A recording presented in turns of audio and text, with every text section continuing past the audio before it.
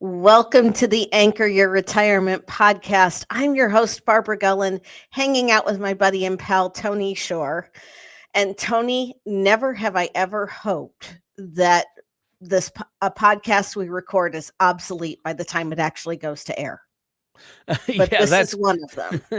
we've always been, well, can we talk about this? Because by the time it posts in a week from now or in a few days, we're like, well, I hope nothing changes. But in this case, we do hope it changes, We right? do hope it changes because we're going to be talking about the federal government shutdown and how it impacts federal employees and talk about some of the um, fear mongering is the word I'm going to use that we've heard through the media about what could and couldn't happen, and a little couple of tidbits for those of you federal employees who don't get to be furloughed but have to continue to show up every day for your job and not collect a paycheck until this shutdown is resolved. Yeah, that's tough. And air traffic controllers, TSA agents, other critical Department of roles, Defense, the yeah, Department of Defense, no paychecks being issued while the government is shut down, but you're required to work. And of course, right. we saw what happened the last time that we were shut down for 35 days, I think it was, I right? think that's what yeah, I think that's what the last one The was. I mean, at TSA least if lines you're were long. TSA agents were calling in sick and, to avoid mm, having to work for no money. And yeah, it was tough. I mean, if you're furloughed, at least you can go do something else, especially in the gig economy, to Yeah. try to bring some money in. But if you still have to show up every day for your day job and you know you're not getting a paycheck, and most Americans cannot handle a $400 emergency repair. Yeah, that's the So, statistic out there, which is sad. So, yeah, going without if they miss a paycheck, mhm. And a what lot of our who's paying for that rent? right, who's making the car payment, who's Yeah. buying groceries, who's paying for the daycare that you still have to pay for? Yeah, that's a big Because, question. now for those of you that are in this situation, our hearts go out to you. Yeah. Um, and hopefully you have some sort of cash reserve, but it's understandable if you don't. As a federal employee, on average, you make 24% less than your private sector counterparts do. Yeah. I mean, But you get there are other advantages, and some of the benefits are mhm, definitely better, and maybe you even get the opportunity to have a pension, but you're making less money than you could in the private sector, and that's a fact. And so, I already feel bad for a lot of federal employees on a lot of levels because of mhm, all the political games that are being played. But this government shutdown makes me angry because you talked about all the fear mongering by the news media.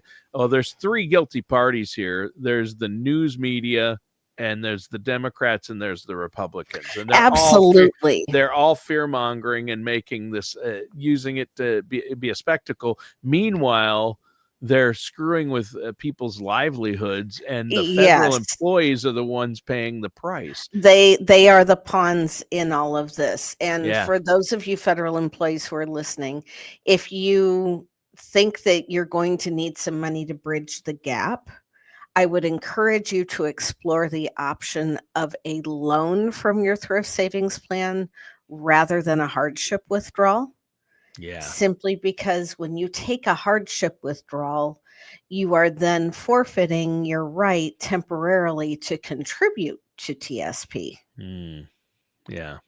But, don't make any of those decisions until you talk to an advisor, preferably a fiduciary who understands how your federal benefits work. That's my Yeah. disclaimer for all of Yeah. this. Yeah, and not just the government shutdown, but I don't know how closely related to it is, if at all. But I keep hearing the administration or the president say that there's also going to be layoffs and firings in addition to the furloughs. They're talking about letting more federal workers go. We saw that initial run with the Doge, And now Mhm. he's isn't that true that they're talking about more firings? They have been talking about layoffs and firings. They've been talking about reductions in force. Yeah.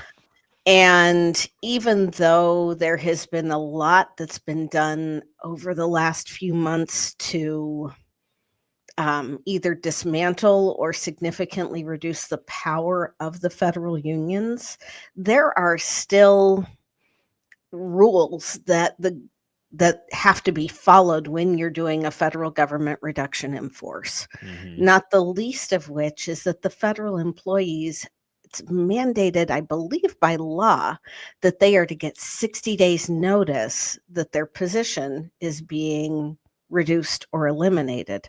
Obviously, with the shutdown happening as of this recording a couple of days ago, nobody has been given that 60 days notice. Yeah.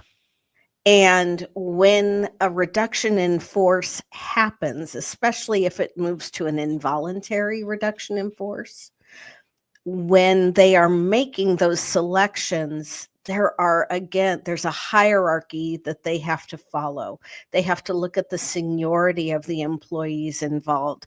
They have to look at whether or not somebody is a disabled veteran who has that civil service position, because they still have priority for job retention over some other seniority and job classes. Hmm. And there is no way to do that. I mean, there are certain departments where you have very few people that have been furloughed, like the Department of Defense. And then there are other departments in the federal government where nearly the entire agency is furloughed in some way, shape, or form. Right. It just depends on what their function is within the United States. But, what I don't know that the American people understand is that roughly 750,000 federal employees are being furloughed in some way, shape, or form, Wow. according to Fed News Network. Do you know how much that's costing us per day? A lot.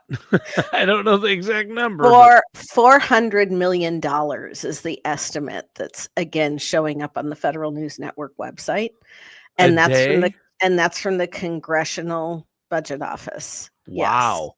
Wow. So that's not from some partisan news source. That's No, the CBO is nonpartisan. This isn't somebody trying to promote more fear-mongering and throw a yeah. lot of information out there. But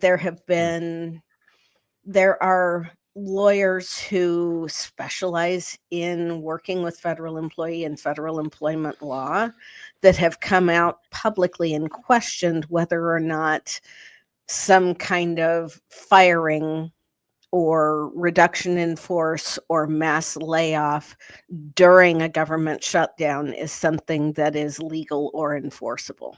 Hmm. Wow. Wow. What a mess. Huh? It is. It is. And, both sides of the aisle have dug in their heels. Both sides of the aisle bear responsibility in this, Yep. because you have, and you're expecting, first of all, we've gone back to most federal employees had to report back to the office and can no longer work from home. Yep. And now they get the privilege of having to show up for work and not collect a paycheck. Will they get back pay? Yes.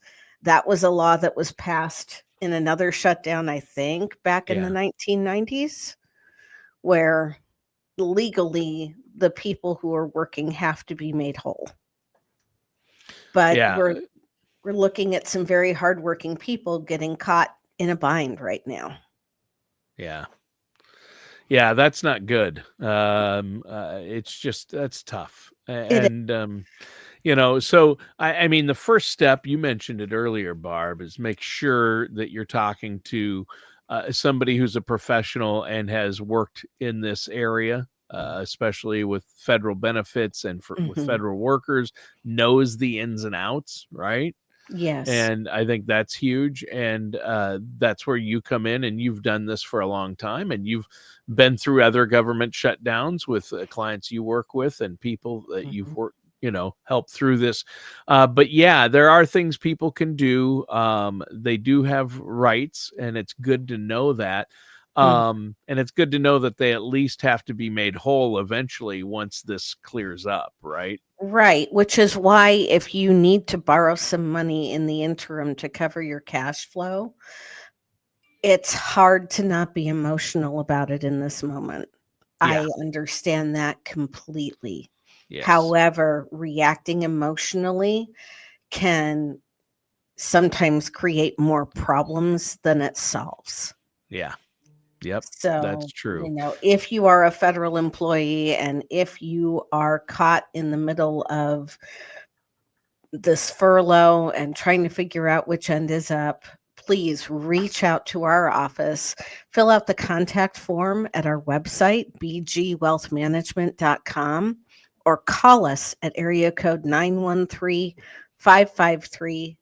913-553-6222 and go to the appointments and scheduling option. And a member of our team is going to get you on the calendar to talk with myself or another fiduciary to help you navigate some of these choppy waters right now. Yeah, and some folks out there, Barb, don't know if they're going to be furloughed. I mean, maybe they have been furloughed, but they also don't know if they're going to be laid off or let go. And Right. so, And then what happens when the legal battle ensues? Because I can't imagine that if there's some sort of mass termination, that there isn't also going to be a legal response to whether or not that was allowed. yeah. Yeah, wow. Hopefully the government shutdown won't last. Like I said, Unfortunately, I hope by the time this podcast airs yeah. that it has been resolved. And you Yes. know what? If it has been resolved, we might need to run a best of next week because I would that would not bug me one bit to have to come up with a rerun Yeah. instead of putting this out there. Yeah, You but I know, think there's also been some good advice. If you whether it's because of the government shutdown or not, if you're a federal employee, you may be in a situation where you might have been let go recently or right? not be able to return to work, or part of the downsizing that they're talking about in the government. And Hmm. if you're in that position, there's some good advice here, and hit the gig economy. Don't take money out of your TSP before talking to a financial professional on how to do Hmm. that, or when. Hmm. If you really need it, don't do a hardship withdrawal. Maybe do a loan instead. I mean, this is good advice, Barb, but it's everybody's situation is different. And So, unique, yeah. yeah, and unique. So don't use blanket advice. Don't your buddy at work. Hey, I'm doing this. This is what you need to do. Nope. His Hmm. situation might be different than yours, even though you work in the same department and you're in Yeah. the same boat in that sense. Your financial situation and time horizon and future might look a little different. This is not the time to crowdsource advice. You're absolutely right about that, Tony. Yeah, talk to a specialist, somebody who deals with this on an ongoing basis. So, and I happen to know someone. Barb Goen is the name I was going to throw out there. Really? Yeah, How really. convenient. Yes, how convenient. Well, Barb, this has been a great show. Is there anything else you want to add before Uh, we go today? um, other than the fact that my hearts are with all of you who have been laid off, who are facing the uncertainty, who are having to work without the privilege of collecting a paycheck at the moment, don't be too proud to utilize the resources that your community has for you, whether that's food pantry, utility assistance, or other options. And just know that when you're made whole, you have the opportunity then to turn around and pay it forward to somebody else. Yeah, Uh, but our hearts are with you right now. They yeah, really are. yeah. I appreciate that, Barb. And again, if people have questions or need help figuring this out, the phone number is 913-553-6222. Yep. Give Barb and the staff there at BG Wealth Advisors a call. I really appreciate it, Barb. Listeners, that does it for today's episode of Anchor Your Retirement with our host, Barb Goen. We'll see you soon.